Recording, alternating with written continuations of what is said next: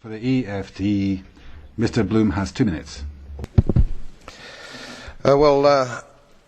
Commissioner, Mr. President, I rise again, I'm afraid, to make the same old hoary speech that I've been making here for several years, and that is, it is my opinion that you do not really understand the concept of banking.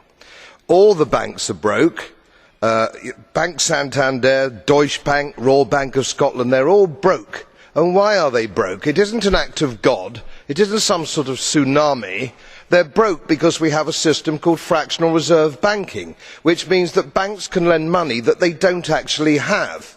It's a criminal scandal and it's been going on for too long.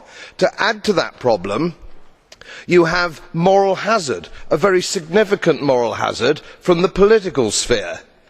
And most of the problem starts in politics and central banks, which are part of the same political system.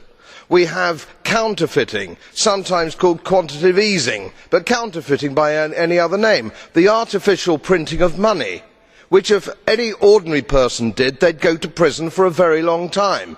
And yet governments and central banks do it all the time. Central banks repress the amount of interest that rates are, so we don't have the real cost of money. And yet we blame the retail banks for manipulating LIBOR. The sheer effrontery of this is quite astonishing. It's central banks that manipulate interest rates, Commissioner.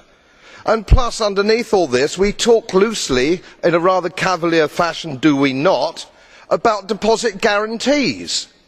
So when banks go broke through their own incompetence and chicanery, the taxpayer picks up the tab. It's theft from the taxpayer.